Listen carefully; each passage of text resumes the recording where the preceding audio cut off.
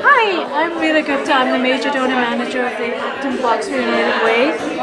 We are hosting our first Acton House Party to raise funds for our Healthy Teen Initiative, basically to fund programs to help teenagers and their families deal with issues such as addiction, stress, anxiety, depression.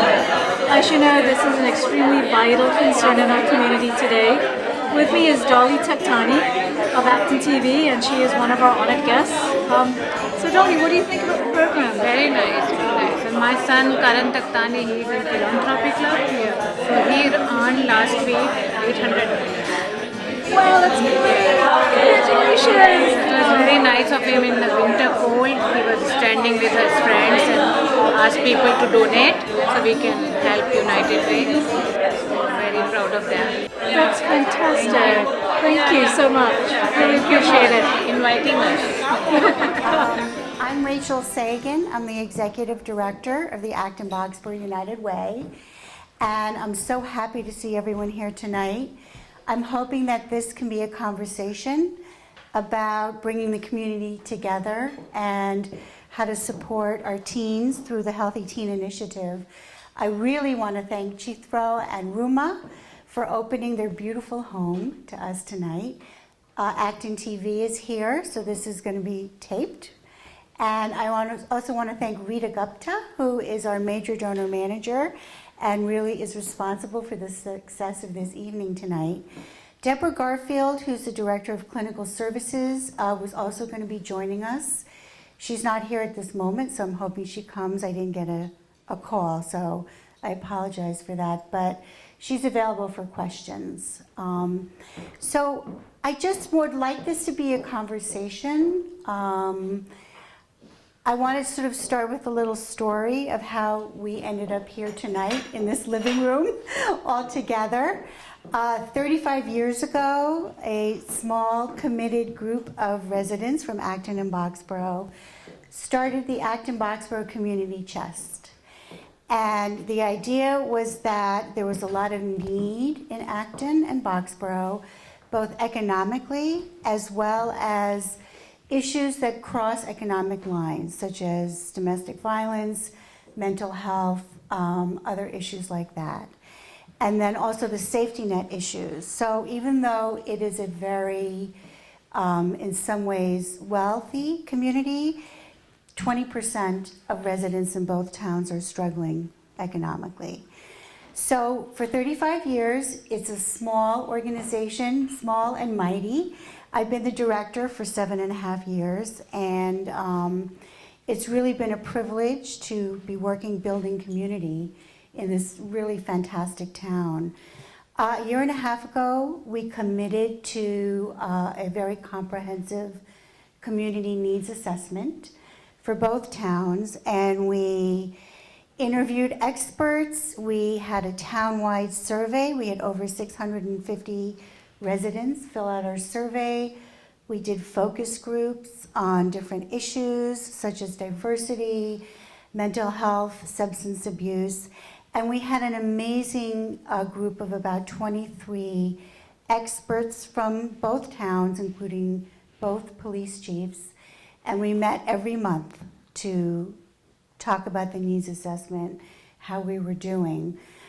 We started at 7 and we always ended at 8, even if we were mid-sentence, because everyone had worked a long day and we really, really appreciated that they had come. So the board, we released the results, and the 221-page needs assessment is on our homepage, but there's also a 21-page survey. The full report is, you can link it, the subject matter, you can just quickly link to it, so you don't have to read the whole thing, and we do think it's user-friendly.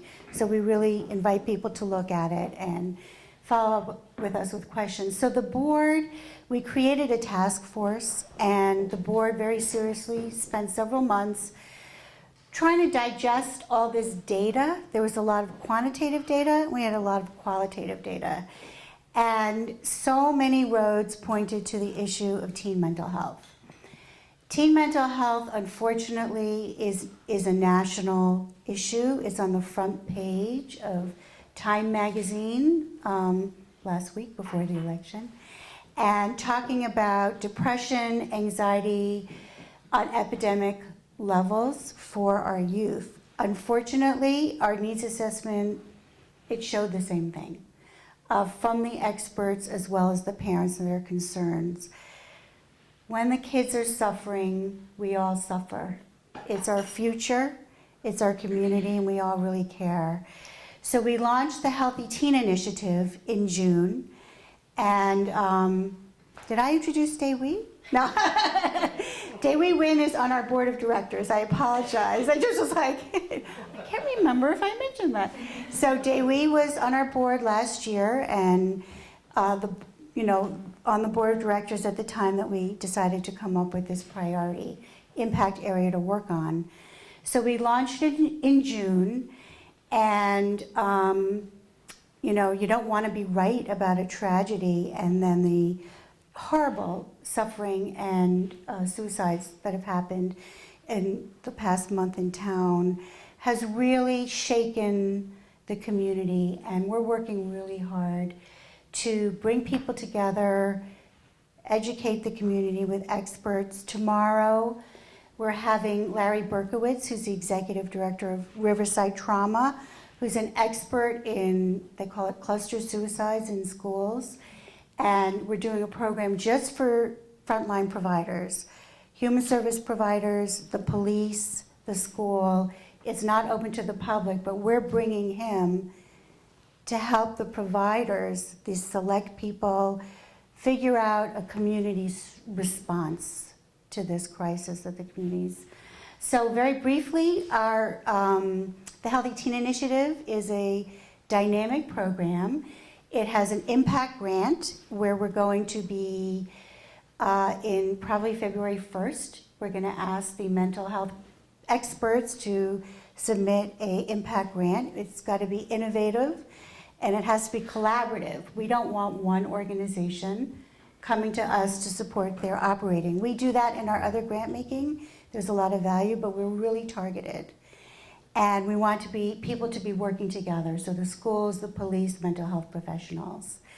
We also are convening experts every month to sort of figure out where the gaps are and how they can support each other.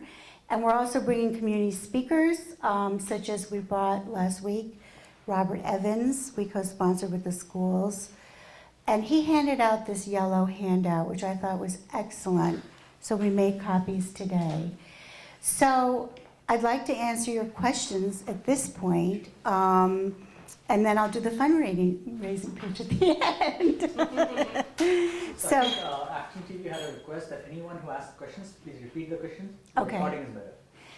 If I forget to do that, please remind me. So, Things in the future. yes, so he mentioned that it's very hard to digest, both as individual parents and as a community. What happened? Why did this happen? And what are the things we can do?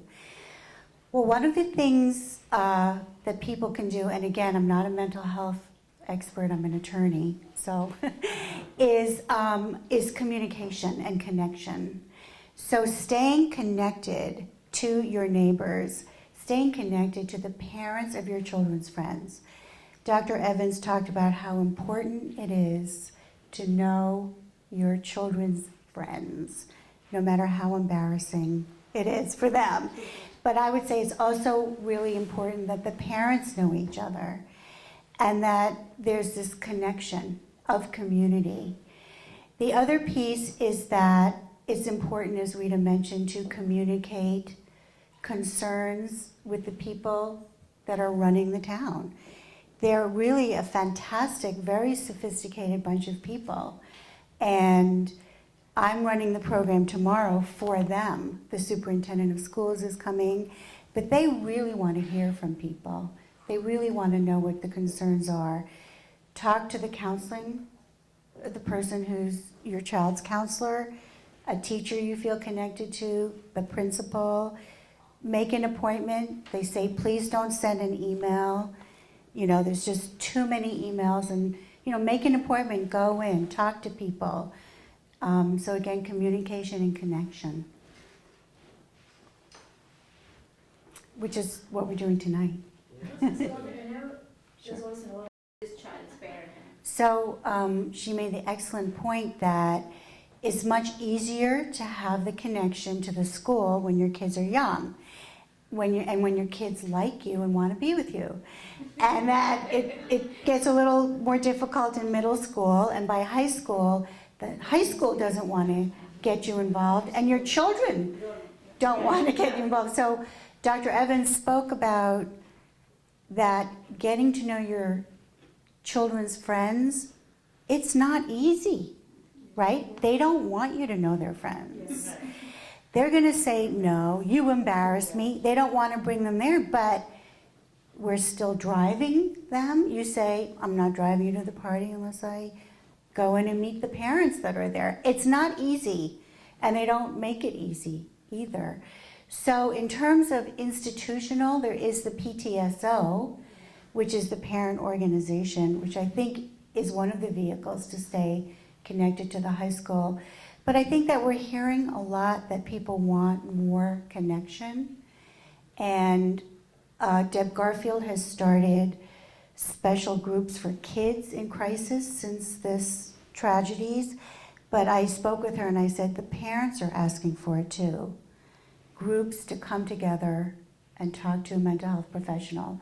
Not a one-on-one therapy, sort of talk about how do we digest this together as a community and be thoughtful, concerned, don't overreact. It's very hard. So thank you for that point. So the excellent point, and the question was that the school followed a protocol. They did not have an assembly for the students, but they could have had an assembly for the parents to communicate what was going on. I can only say that the school for many years has been trained in the Good Grief program, which is a nationally, very respected program.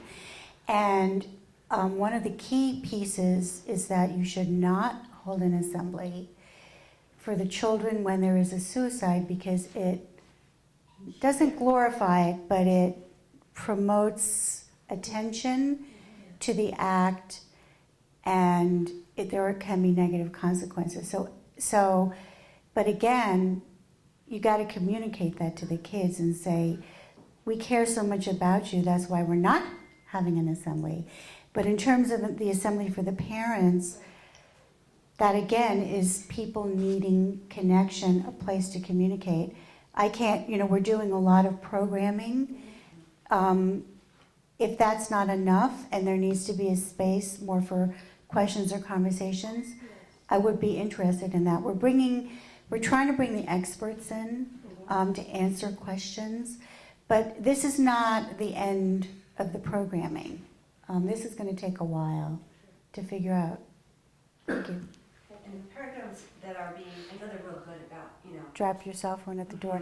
So the comment was about how frenetic all of our lives are, and how frenetic our children's lives are, and the ubiquitous nature of technology and the negative impact it has on kids. In the Time magazine, that's one of the key things that they talked about. And we found that in our needs assessment, that the 24-hour technology for kids is really very, very negative. Very bad for anxiety, overstimulation. And the speaker mentioned with the parents, we can take back a little power around that and set some limits. Just an aside, at our family dinners, I never let anyone bring their phones. And my daughter's friend took out her phone, and I have a pond, and I said, if you don't put the phone away, I'm throwing it into the pond. And my daughter turned to her and she goes, she means it. I wouldn't have done it, but I had scared her enough. I felt very good about that. So maybe we need to mean it. I don't have the answer, but it's certainly, we have the data that supports that this is part of the problem, and parents need to take back their own homes, what's going on in their homes. One thing I just had an idea is that, so there are these programs that are recorded. People could do house parties. People have their book groups. They could watch it together. So it's communal. It can answer people's questions together. I mean, it is a resource out there, and, you know, it's better when we're together. But I feel it's bothering them. Right. So she mentioned that they have the risk survey, but that there should definitely be questions about mental health. Yes, there is such surveys more about it.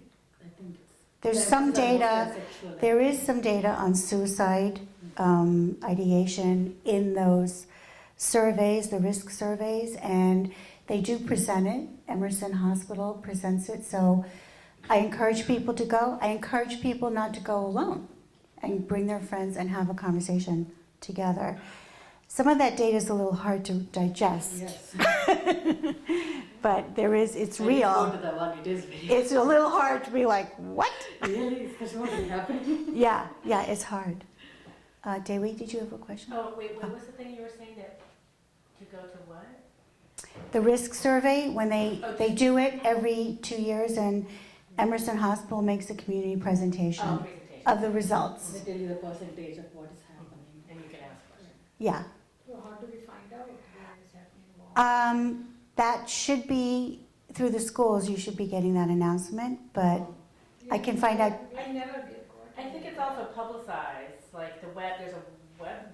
I got it Yeah, through I've school. seen it. I've risky seen a behavior. PowerPoint. Yeah. So- Over time, I see these PowerPoints. School has never sent this. I have never seen Emerson in the school. It's No, in it's a risky website. behavior. They put it on the I get website. it If from you were to school. Google like youth risk behavior survey Acton, you will see every year they post a new.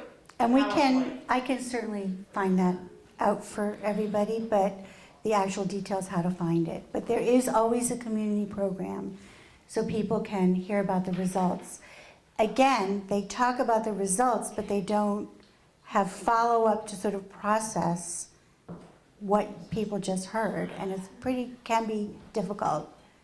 Did you have a question? I have a question. So these kids do this well? Well, Dr. Evans spoke about that there is a connection between significant depression and substance abuse, and then suicide ideation. Substance abuse is very much on people's minds, and it's in the survey. The parents were very, very concerned about alcohol and marijuana.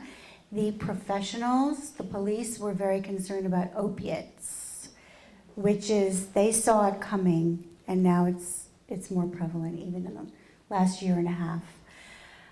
I don't have an answer for what program solves this problem, but it is very much on people's minds. We are bringing Chris Herron back to the community. He was a famous basketball player and was a drug addict for most of his career. And he tells an amazing personal story of how he made his way to recovery.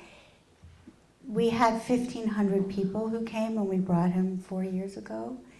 So this year we're going to have a program in the schools just for the kids, and then an evening program as well. So we're bringing him to the community. Again, just to let people know, we really care about these issues. We're trying to bring information. We know we have to talk to parents, and we also have to talk to the kids. To answer your question, I mean, the role So, just people are saying that an issue of easy accessibility to drugs by the kids, huge issue, very frightening. And Dewi was saying that, is it the advisories that deal with health and wellness? No, I just mean the class. You know, Oh, when you okay. don't take gym, it's the Yeah. other, what is it called? Health and Right. health and Yeah, that's the other part of the fitness part. Yeah. The wellness, Health yeah. and I think they do address some of those Right. issues from an educational. I mean, we have a brief fact sheet on our Healthy Teen Initiative. Substance abuse is front and center. So education again is important back there. And I think communication and being awareness and not being hesitant to say something Right.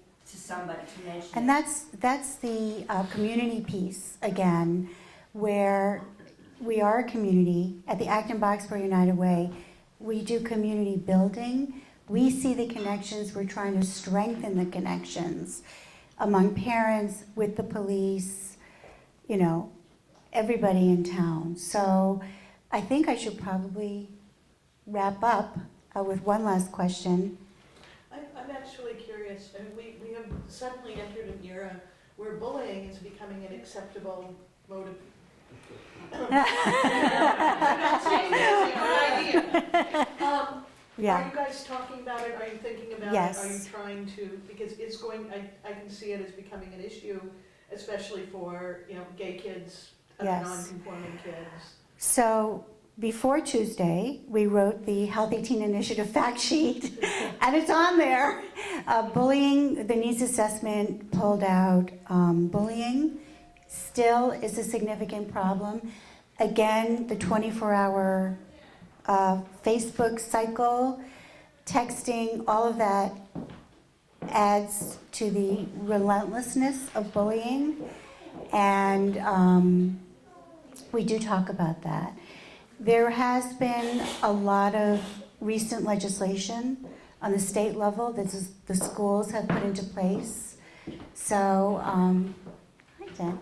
So that is, yes, and there is data on that from the needs assessment. Bullying is very much on people's minds. The legislation was passed, but it certainly has not been solved as a problem for kids. So I'd like to introduce Jen Stone, who's our president and just came in.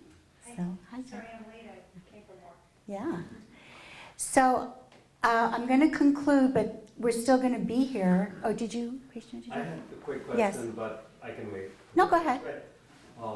So my question is, I don't know if it's... So the question was, in a community that is welcoming, has so many resources, so many caring people, why now? How could this have happened? So I can't answer the bigger part of the picture, but I can. Dr. Evans talked about how suicide is not that uncommon and has always been around in history. And it's really horrible and painful, and when a child dies, it's almost unbearable. But it does happen. That being said, there are times when there are clusters, they call them clusters, and other towns have suffered with this, Concord and Needham and Newton. And I don't think it's a negative reflection of the great work and strength of the community. I think it's a social reality. And the fact that the school had already have a protocol from the Good Grief program shows what a strong school it is. They had a protocol in place. They followed it. They had been trained by it. So it doesn't take away the grief of it, but I don't think it's a reflection. In the needs assessment, sometimes when I talk about it, people say, it's so depressing. But there's also some great data in there, too, about how well people are doing, how caring people are, the resource-rich town. So you can have a strong community and still have these kind of tragedies. So I'm going to just end with a quick pitch. We are so thrilled that we launched our initiative because it's positive. We're doing something. We're planful. And while we were talking about it, an anonymous donor approached me and said that they cared so much about this issue that they wanted to give us a $25,000 matching gift to support the program, the grant program. And for our small community-based organization, this is huge. So this was in June, and so we have raised $17,000 so far with house parties and major donors. And so we hope that tonight you'll be able to help us get to our $25,000 matching one-to-one goal. We're extremely excited that we're already so close. And this is specifically going to go to our impact grant for new programs for teen mental health. So we're extremely excited. So we have envelopes, we have fact sheets, we have Dr. Evans' informational. I'm here and our board members are here. And thank you again to Ruma and Tito. Thank you.